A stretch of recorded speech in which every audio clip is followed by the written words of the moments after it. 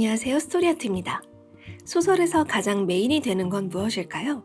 물론 인물, 배경도 중요하지만 가장 중요한 뼈대가 되는 것은 바로 사건이에요.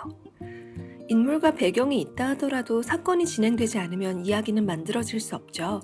그렇기 때문에 오늘은 사건을 만드는 팁을 몇 가지 알려드리고자 해요. 상황을 하나 상상해 볼까요? 명절 특선으로 재난영화가 개봉한다고 해요. 예고편이 발표되었는데 스크린에서 자주 보았던 배우들이 나와 재난 상황을 맞닥뜨리는 씬이 등장합니다. 이때 예고편을 본 관객들은 이렇게 말할 거예요. 예고편만 봐도 본편을 다 본 것 같다. 자, 자극적인 서사는 상투성이 있을 수 있어요. 대체로 이야기의 흐름이 정해져 있기 때문에 때로는 참신한 전개로 흘러가기가 어렵죠. 재난이나 사고, 살인 등등 모두 흔히 사건이 따라가는 흐름이 있기 때문에 흥미롭게 잘 쓰기가 어려울 수 있어요. 또 독자 입장에서 흥미를 가지기가 어렵죠. 이미 많은 미디어에서 보았던 사건이기 때문이에요. 여러분, 특히 꽁트는 분량이 짧아요. 그런데 자극적인 사건일수록 인물의 마음은 복잡해지고 상황이 왜 이렇게 되었는지 작가가 설명해야 할 부분들은 많아진답니다. 그러니 자극적인 서사를 단순히 손쉽게 차용하진 않으셨으면 합니다. 그렇다면 어떤 사건을 써야 할지 학생분들께서 궁금증을 가지실 것 같아요. 환상적이거나 아주 비현실적인 이야기를 써야 하는 걸까 하는 의문이 생기실 수 있을 테고요. 오히려 반대 상황을 상상해 볼까요? 아주 일상적인 장면에서부터 시작하는 거예요. 국내로 여행을 떠나본다거나 이사를 위해 짐을 챙긴다거나 등교하던 중 누군가 잃어버린 물건을 습득하게 된다거나 하는 이야기들이요. 모두 우리 주위에서 쉽게 찾아볼 수 있는 상황들이에요. 이런 상황들은 작가가 상황 속에 처한 인물의 마음을 쉽게 헤아릴 수 있다는 장점을 가져요. 또 누구나 겪어볼 수 있는 상황이니 설명해야 할 부분이 눈에 띄게 줄어요. 상황에 처해 있는 인물의 생각과 마음을 세밀하게 그려주면 되는 거죠. 그러니 짧은 분량에서도 깊이 있는 이야기를 만드는 게 가능해져요.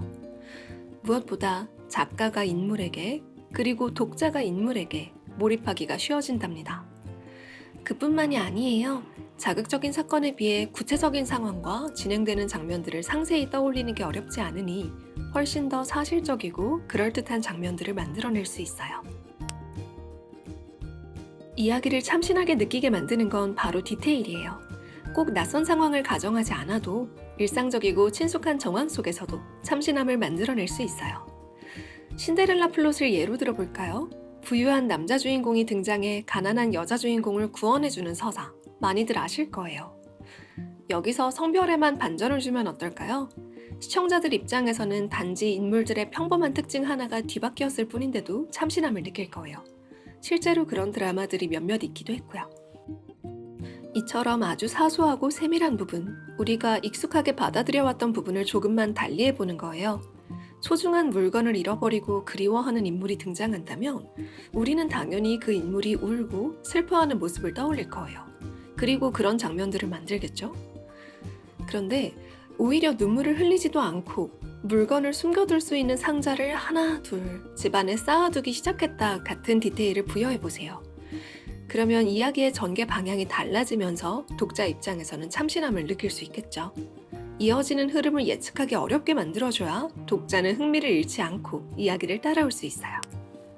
소설을 쓰는 데 있어 정답이 있는 건 아니에요.